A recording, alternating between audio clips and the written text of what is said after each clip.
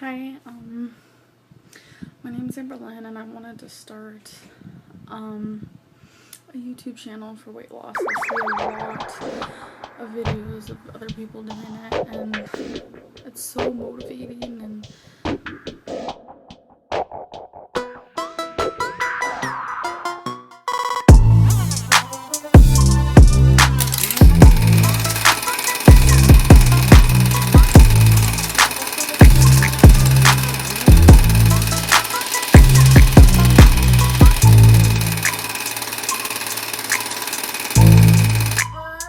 this leg hurts. I fell, so I hold on to here at first and then I go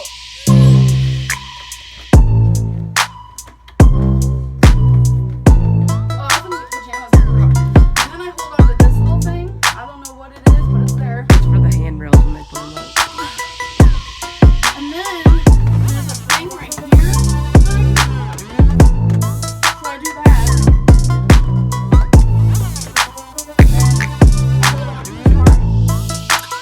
I like myself perfectly fine, I just don't like you because you're inconsistent and you gaslight your audience and mistreat others. Okay. Let's say I do gaslight my audience. Who freaking cares? Who freaking cares?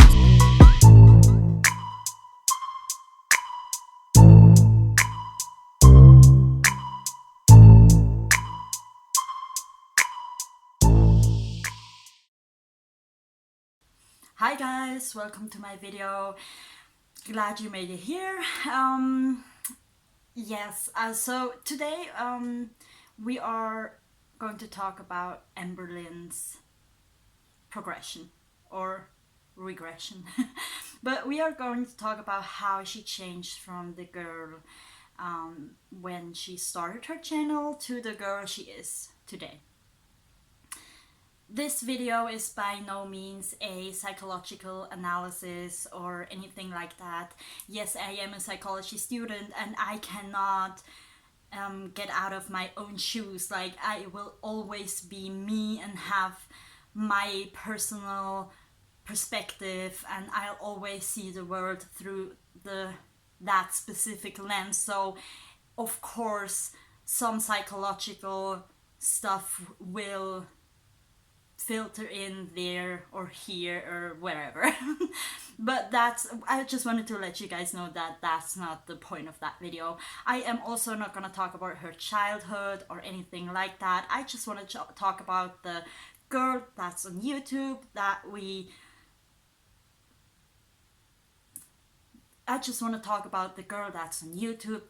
all started to love or hate or love to hate. And we are gonna start at the beginning. By the way, you guys, I am going to put that into 2 parts because I find it easier to digest for my viewers if the videos aren't that long. And this is gonna be the first part, and maybe tomorrow or on Sunday or so I'll put out the second part, right? Hi, my name's Amberlynn and I wanted to start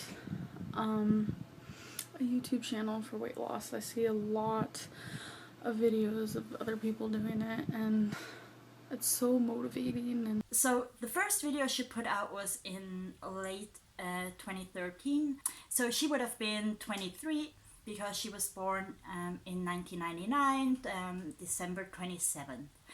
So what you notice when you look at her early videos, and I believe most of you have seen those kind of videos, you can see she is so different.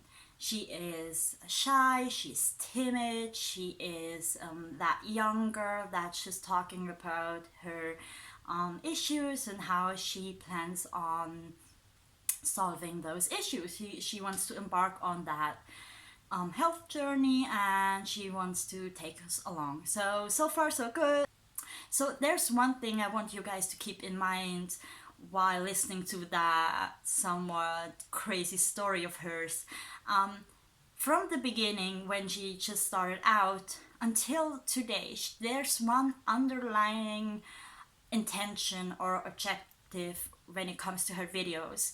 There's the content of that intention changes and varies, but it's always somewhat self-serving. So for example, there are many reasons why you could start a YouTube channel. Maybe you are good at something. Maybe you're good at sports or cooking or going out into the wilderness, like building shelters, that kind of thing. And you just want to share knowledge. Or maybe you are very just funny and people just like you and you can talk about whatever and you are so charismatic, people just will enjoy listen to you.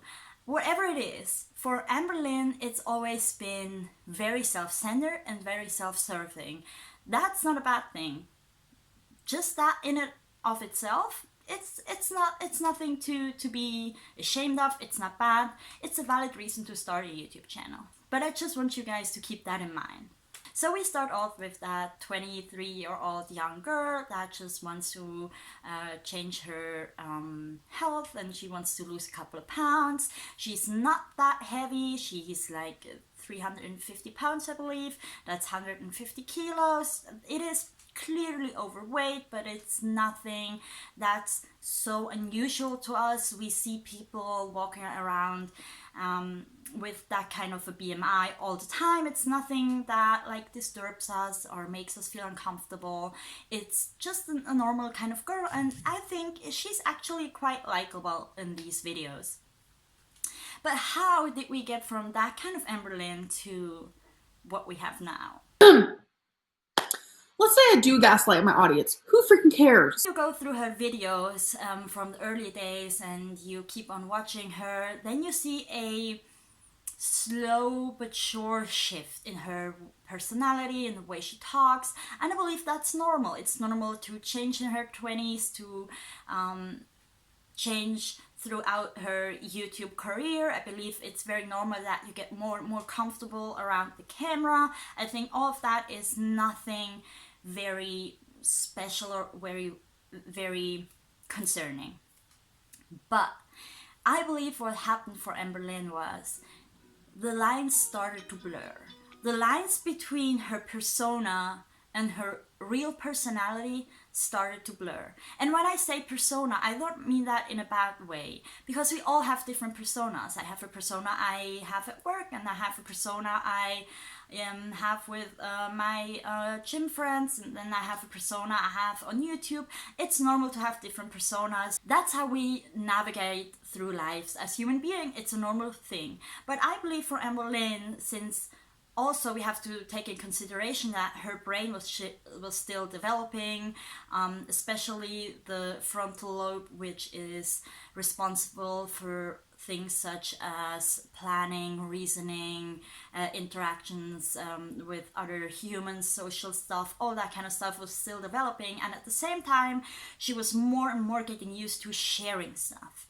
So as I've said, the lines started to blur. Approximately 3 years after, or 2.5 years or so after she started her YouTube channel, she started making those mukbangs.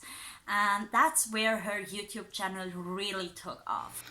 Hey you guys, so I have been really super excited to make this video. So I want to say, probably about 2 months ago, my girlfriend was on her phone as per usual, and she's like, oh my god, Ben & Jerry's gonna make a vegan chunky monkey, and I just about passed out. And she, I believe, began to realize that she can utilize her body as a means of getting more people to watch her. And I believe there are 3 main categories of people liking mukbangs. I absolutely despise mukbangs. I don't like what they stand for most of the time. I know where they come from, and I understand that part of mukbangs, but I don't like what it has turned into. And I absolutely hate listening to people eating. That's so beyond me. That's weird to me. I am a person, I absolutely adore ASMR. I cannot fall asleep without it. I actually kind of enjoy mouth sounds. I know that's weird, but that's the way it is. But I absolutely hate listening to people eating. That is so, but you know. So I believe there are 3 main categories of people enjoying mukbangs. I believe there are people that just enjoy that kind of stuff. They enjoy mukbangs, they enjoy maybe also eating while watching a mukbang. But then, especially for people like Amberlynn, there are feeders, people who have that fetish. And then the third category, and that might even be the biggest one in Amberlynn's case, is people that sort of like watching a train wreck, right? These are the kind of people that like watching intervention or TLC. That's the vibe I'm getting from her videos, especially even before she started mukbangs. 1 year before she started these mukbang videos, that was around summer 2015 when Destiny came into her life. So she was at that point 2 years on YouTube. She had a decent amount of followers, and Destiny came into her life. And I believe Destiny is that kind of a person that was more than a willing participant, or she was more of a partner in crime, right? She also enjoyed sharing stuff that most other people wouldn't share. And that TLC kind of trash drama TV vibe that I'm getting just starts to get stronger and stronger as we go on. And by the time the mukbangs come in, it's already quite bad. So Destiny and Amberlynn, they basically share everything. They share going out together, they share like moments after having sex. They share basically everything, and they don't have any boundaries left. And that's what's so intriguing for most, because for the most part the vloggers we know are so clean cut, right? They are so clean cut to a point that it is annoying, that it doesn't seem real anymore. And that's, we as human beings, we like to be like a fly on the wall watching someone. We like to be involved and kind of voyeuristic in some sorts. And we enjoy that kind of stuff. And that's why so many reality shows are so well received, because people like that kind of stuff. And Amberlynn was willing to give her most amazing performance.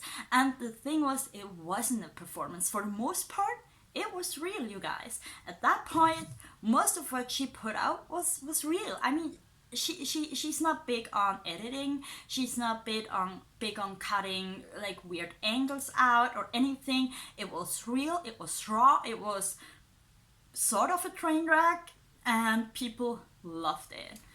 I believe that many people came for the mukbangs and stayed for the drama. So that's how her channel grew and grew and grew.